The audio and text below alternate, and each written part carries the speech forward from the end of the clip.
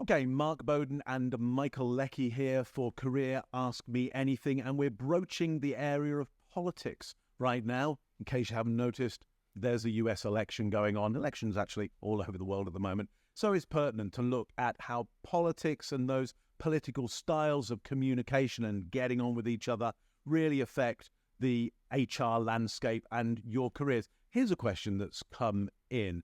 How can business leaders navigate the increasingly polarizing political climate while maintaining positive relationships with diverse stakeholders? Michael Leckie, I guess what that means from my point of view is, look, there's a lot of challenge going on. There's a lot of argy-bargy. There can be a lot of argument going on.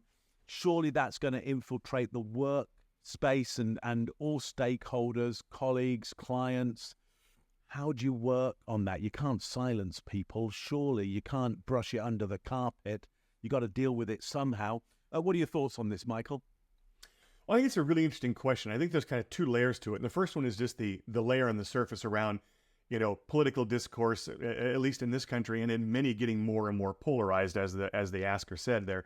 And an easy thing for our human resources department to do is say, no political conversations at work. But of course, we know they're going to show up and people are going to be displaying things or showing the flags of what they believe, and that's much more contentious now.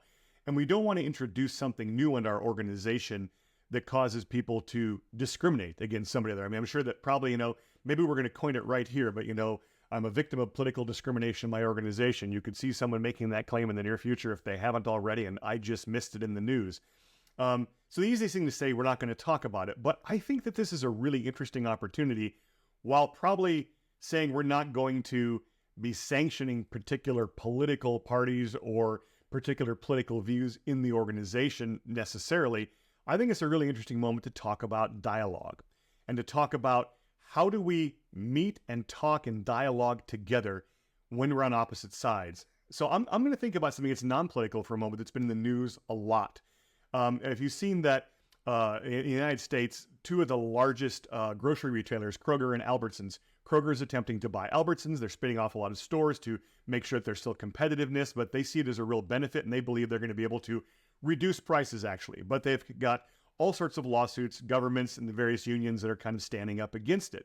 And so in the organization, they're going to come out one way or the other. But if this comes through and this merger actually goes through, they're going to have people that were fighting pretty bitterly on both sides, and they're going to have to work together. Or even when that's not going on, in many places where you have management and labor or unions, you're going to have that fighting back and forth. We've been taking positions as we're going through something, going through negotiations. Then we get done and we have to move forward.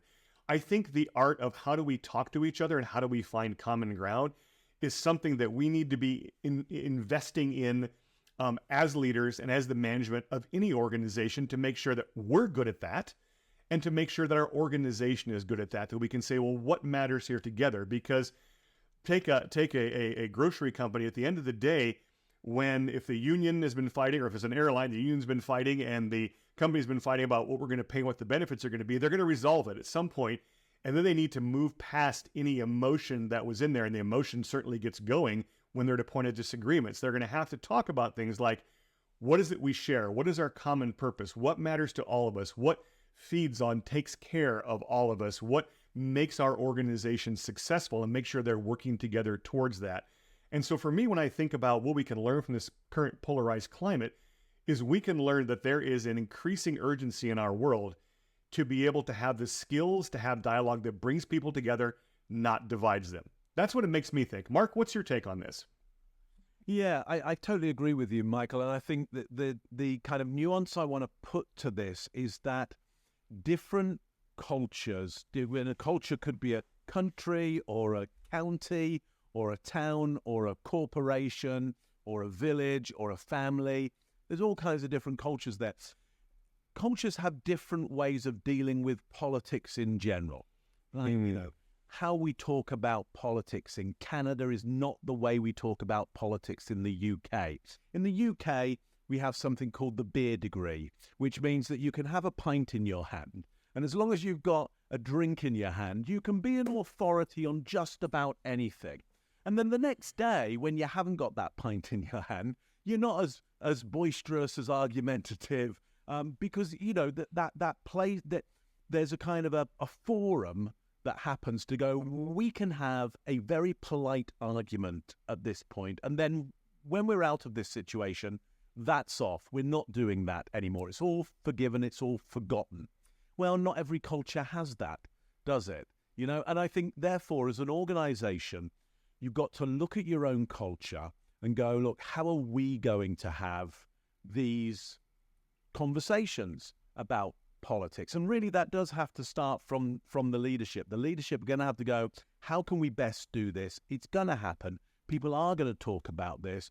We want an organization that runs smoothly and is not a hotbed of distress for people because there's argument and there's aggression going on. So how can we do this? So because of that, Michael, I'm not going to say, look, here's the forums you should be having. Here's the meetings you should have, and you should run them in this way, because I just don't know where you are in the world and what your group is within that location and what your politics is going on at the moment. But I will say, you, as leaders, you probably got to have a really careful think about these discussions are going to happen.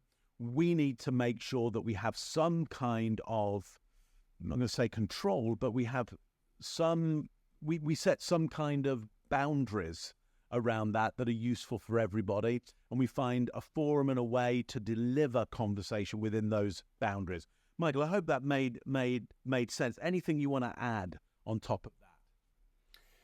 No, I don't think so. I think that kind of sums it up. And, a lot of the work that we do and the books that we have written actually are about how we ask questions, how we communicate, how we understand each other. And it is, so for our way of thinking, it's fundamental to how organizations function is, can they have the conversations they need to have? Can people ask the questions they need to ask? And we can still work together and not have it divide us. So we appreciate the questions. Once again, Mark Bowden, Michael Leckie for our current Ask Me Anything. And this is our #politics of leadership sessions that we're doing right now during the current interesting political times. If you have a question for us, like the ones we've just been answering, please go ahead and send us your question. You can respond to this video in whatever forum you're watching it on. Or the easiest thing is probably to go to michaelleckie.com/ask, and in the forum there, fill it out, give us your question, and we'll get to it in one of our future sessions as soon as we can. Thanks for joining us.